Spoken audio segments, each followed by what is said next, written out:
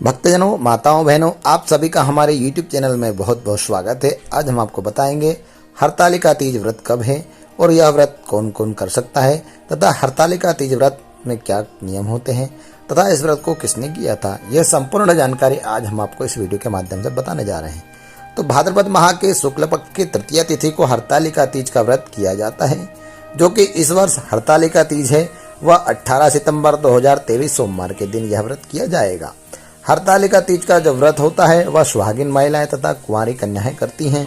सुहागिन महिलाएं अपने पति की दीर्घायु तथा रक्षा के लिए यह व्रत करती हैं और कुंवारी कन्याएं अपने जीवन साथी या शुभ वर की प्राप्ति के लिए यह व्रत करती है, जिससे उन्हें शुभ वर की प्राप्ति हो। यह व्रत पूर्णतः निर्जला होता है। इस व्रत में किसी प्रकार का अन्न तथा फल का सेवन नहीं किया जाता और इस व्रत में ना ही जल का सेवन किया जाता है। यह व्रत रात्रि भर जागरण भी किया जाता है इस व्रत में, और इस व्रत में किसी प्रकार के अन्न का सेवन भी नहीं किया जाता है।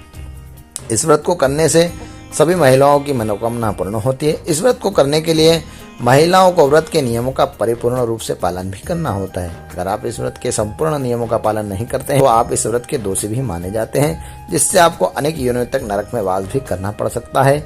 इस व्रत के कुछ नियम हैं, जैसे कि आपको सुबह सबसे पहले उठकर स्नान आदि करके स्वच्छ वस्त्र धारण करके भगवान शिव जी के तथा माता पार्वती के समक्ष बैठकर आपको एक संकल्प धारण करना होता है। भगवान से मन ही मन में एक संकल्प धारण करना होता है कि भगवान के समक्ष बैठकर आप संकल्प धारण करें कि हे भगवान शंकर, माता पार्वती, आपसे प्रार्थना करते हैं कि इस व्रत को हम करने जा रहे हैं, इस व्रत को आप परिपूर्ण रूप से कराएं तथा हर बाधाओं को आप दूर करें और भगवान गणेश जी का चिंतन जी का ध्यान करें, जो कि विघ्न हरता है। आपको किसी प्रकार का विघ्न नहीं आएगा। इस व्रत को करने के लिए आपको भगवान शिव की आराधना तथा माता पार्वती की आराधना करनी होगी और भगवान शिव के समक्ष बैठकर यह संकल्प करना होगा कि जिससे आपका व्रत परिपूर्ण हो सके। उसके पश्चात आपको सुबह यह व्रत धारण करना है। उसके पश्चात शाम की वेला में, शाम के समय मध्याह्न व्यापिनी जो तिथि होती है उसके समय में आपको शिवालय में जाकर या किसी ब्राह्मण के घर जाकर इस व्रत का परिपूर्ण तरह से आपको पूजन करना चाहिए। सबसे पहले वहां जाकर आपको एक मंडप तैयार करना चाहिए। केल के पत्तों से, आम के पत्तों से एक मंडप सुसज्जित करना चाहिए। उसके बाद आपको मिट्टी का के या रेत के भगवान शिव और पार्वती का वहां पे प्रतिबिंब बनाना चाहिए, उनकी मूर्तियां बनाना चाहिए। तत्पश्चात किसी ब्राह्मण के द्वारा उसका व्रत का पूजन आपको करना चाहिए और उसके बाद व्रत का पूजन अर्चन करने के बाद भगवान को वस्त्र इत्यादि समर्पण करने के बाद भगवान का आरती पूजन करना चाहिए। इस व्रत में 4 प्रहर का पूजन किया जाता है। इस व्रत में जो आखिरी प्रहर का पूजन होगा उसमें भगवान की कथा का श्रवण किया जाता है। वैसे तो रात्रि भरी में भी इस कथा का श्रवण किया जाता है और भगवान का चिंतन किया जाता है, भगवान के भजन के नाम का संकीर्तन किया जाता है, जिससे आपको संपूर्ण रूप से पूर्ण फल प्राप्त होता है।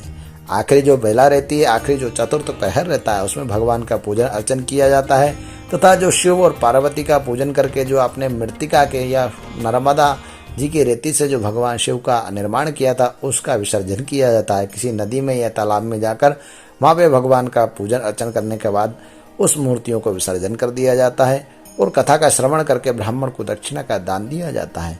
इसी रूप से इस व्रत को आपको परिपूर्ण करना चाहिए। इस व्रत को माता भगवान शंकर को प्राप्त करने के लिए माता पार्वती ने इस व्रत को किया था। जब से ही यह व्रत लोकाचार में प्रचलित है।